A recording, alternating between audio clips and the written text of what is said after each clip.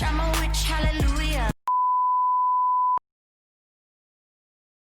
Bom, como vocês puderam observar já, nosso tema tem relação com a bruxa, com as bruxas, porque não tem como ter Halloween, especial Halloween, sem elas, sem as bruxas. E o vídeo de hoje é baseado numa postagem do blog Aventuras na História. Essa postagem fala sobre sinais que poderiam detectar se uma mulher, principalmente se uma mulher, seria bruxa ou não na Idade Média. Então, vamos lá ver se você seria uma bruxa na Idade Média? Solta a vinheta de Halloween pra gente ver.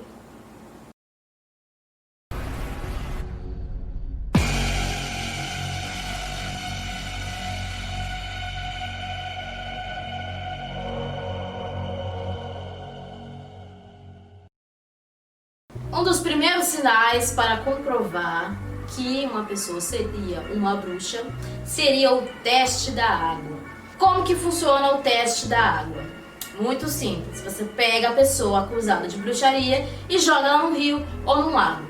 Se ela flutuar, ela é bruxa. Se ela afundar, ela não é. E que pena, né? Se afundou, que não era bruxa, mas que pena que afundou, não é mesmo? Funcionava mais ou menos assim. Bom, o segundo sinal, ou o próximo sinal, seria a questão do peso. A gente tem que pensar nessa questão do peso que as bíblias na época medieval, lá no século XII, mais pra frente, eram textos, eram livros gigantescos, muito pesados, chegando a pesar até 80 quilos. Então, se a gente fosse fazer esse teste nos dias atuais, já não funcionaria, porque, né, nós temos bíblias aí bem mais leves. Mas no que consistia o teste?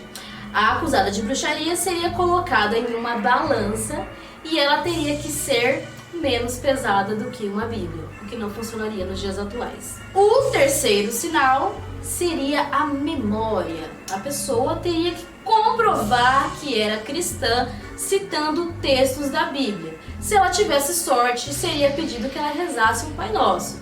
E se ela não tivesse sorte, seria escolhido aquela parte da Bíblia que quase ninguém fala.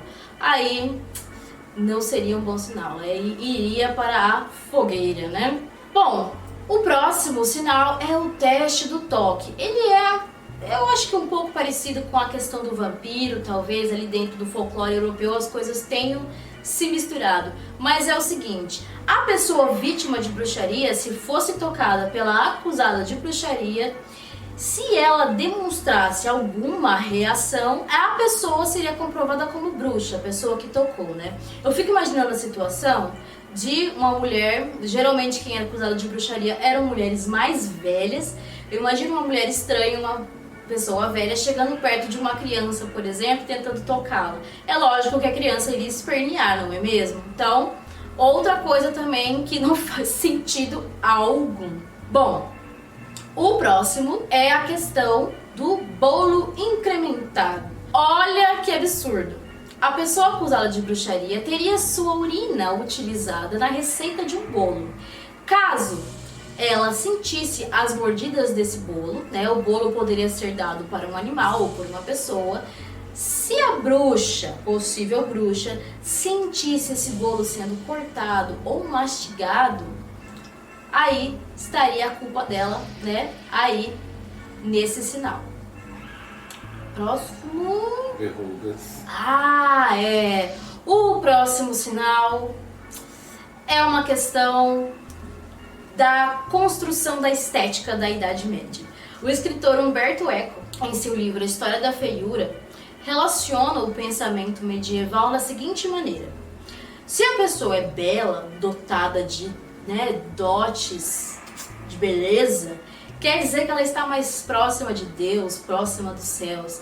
Mas caso ela tivesse alguma deformidade, alguma deficiência ou verrugas pelo corpo, essa pessoa seria uma provável feiticeira, uma provável bruxa. Super capacitista, né? Esse outro sinal aí, e péssimo, né? De péssimo gosto. A gente tem que lembrar que esse teste seria feito da seguinte maneira: as mulheres passavam por grandes humilhações em que eram despidas e tinham o seu corpo examinado para não serem levadas para a fogueira ou enforcadas. O próximo sinal, exorcismo forçado, ele é semelhante à questão do toque. A ideia é de que as bruxas, né, estariam por aí espalhando o terror e o medo e prejudicando realmente a vida das pessoas. Então, todos os seus feitos teriam uma certa marca. No caso do exorcismo, uma pessoa que estivesse com um demônio no corpo e a bruxa chegasse e tentasse expulsar esse demônio, se o demônio fosse embora, quer dizer, ela tem aquele contato, aquele contatinho já próximo do demônio, o demônio fosse embora, aí ela seria comprovada bruxa, né? Seria realmente acusada de bruxaria. O engraçado, sabe o que é engraçado? É que se fosse um homem, se fosse um padre que tivesse feito o exorcismo, aí ele seria aclamado, ai, que homem santo, né? Mas como era uma mulher, né? Enfim. Próximo sinal, o pesadelo. Como funcionar? Hoje em dia, é até comum você... Comum não, é muito comum você sonhar com uma pessoa que você viu uma vez na vida, ou que nunca viu, que tinha traços parecidos com alguém que você não conhece.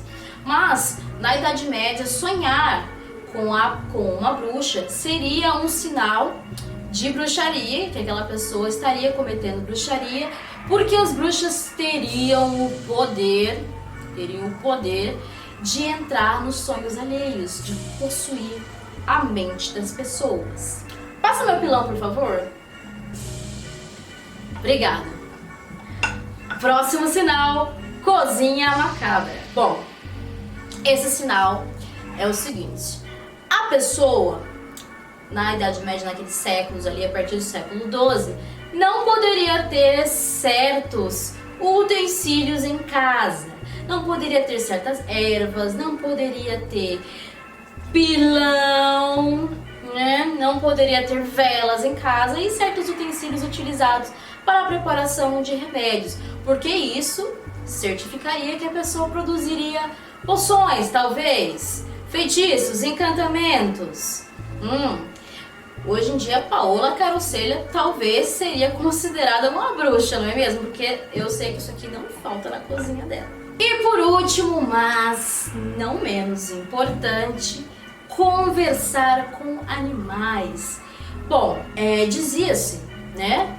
Entende-se dentro dessa cultura estabelecida aí europeia que uma pessoa não poderia ter um contato tão próximo a um animal. No caso, se uma mulher, é claro, estamos falando de mulheres especificamente. Então você não poderia ter um pet, por exemplo, e conversar com o seu pet, pior ainda. Bom, imagine os dias de hoje, não é mesmo? Seria complicado, né? Todo mundo seria acusada de bruxaria, porque quem é que não tem um pet hoje em dia e conversa com ele, não é mesmo? O que você achou desses sinais estranhos, esquisitos, nada a ver? Pois é, até hoje a mulher não precisa ser chamada de bruxa para ser julgada. E hoje em dia a bruxa não tem mais essa conotação que tinha na Idade Média. Hoje em dia a bruxa é um símbolo de empoderamento. Você é neta das bruxas que eles não conseguiram queimar? Ou neta das vó evangélicas? A minha avó é evangélica, ela. Eu acho que eu vou fazer de novo e aí a senhora grita, pode ser? E aí, você é neta das bruxas que eles não conseguiram queimar? Não, minha avó é evangélica. Ademais.